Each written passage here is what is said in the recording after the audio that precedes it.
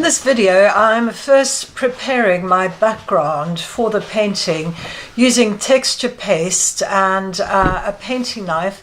I'm using a fairly large canvas, and this is going to be a watercolor painting. I'm very fond of painting with watercolors on top of canvas, simply because it allows you to correct the paint, and watercolor paper absorbs paint very quickly. It is quite difficult to control. I'm using the De La Rani texture paste, and you've got to let it dry for about 20 minutes. I like working with primary colors, and once the paste is dry, which takes about 3/4 of an hour, you then dilute your colors. I'm using a turquoise and an ultramarine, possibly a light blue. And I'm going to use a Derwent spritzer. Actually, any spritzer will do, but I do like the way the Derwent spritzer puts the watercolor onto the paper.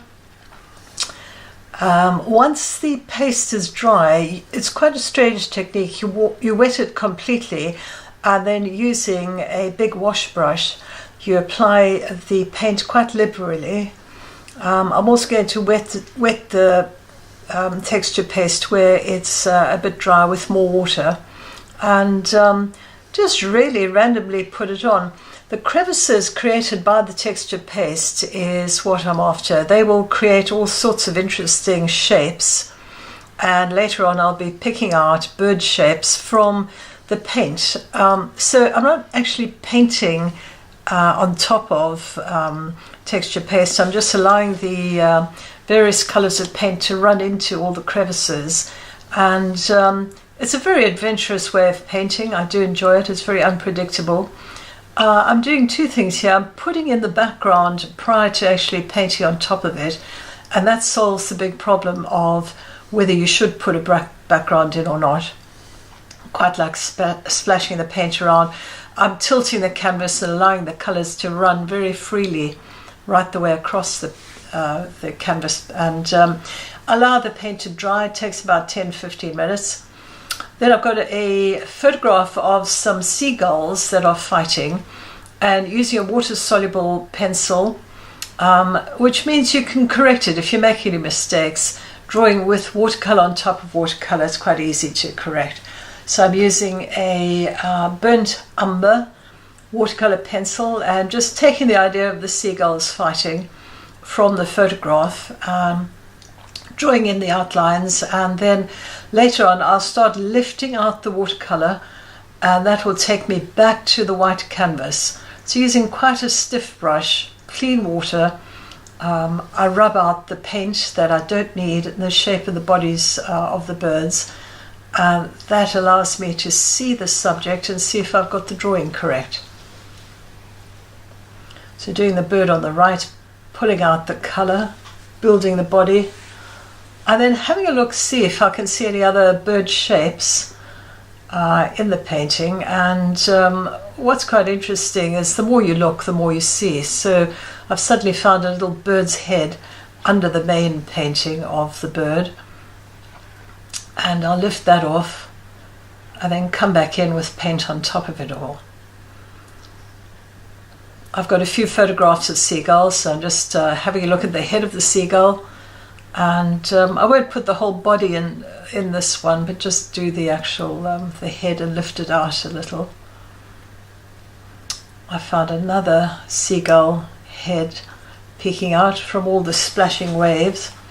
So the idea of this painting came from watching some seagulls on a beach in South Africa. They were fighting over some debris, and there's a lot of pollution on the beaches, and the seagulls forage amongst all the pollution, and if they find a tasty morsel, they all fight about it.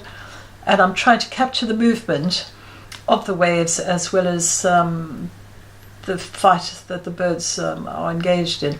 I'm using white gouache now, and just highlighting the light on the birds. Of course, gouache is watercolor with body paint added, and so it's also very forgiving. I can always lift this off. If I paint it on in the wrong place, or I put it on too thin or too thick, I can correct it. It's a very easy paint to correct. I could use white acrylic, I could use chalk, but I've chosen to use white gouache, so that this is watercolor painting on canvas from top to bottom. I'll keep on looking for all these bird shapes and pulling them out and changing them and altering them, and put more darks in, put more lights in, put the eyes in. I'm using that watercolor pencil again. This is burnt umber watercolor pencil, just to give a little shape to the wings. I'm picking the paint directly up from the pencil itself and painting with it. Because sometimes if you go on location, you just take a few pencils, and it's quite nice to work with them as if they were a source of paint. Putting a few beaks and eyes in now.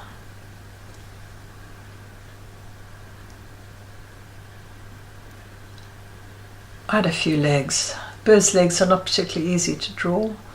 You have to have a jolly good look at them.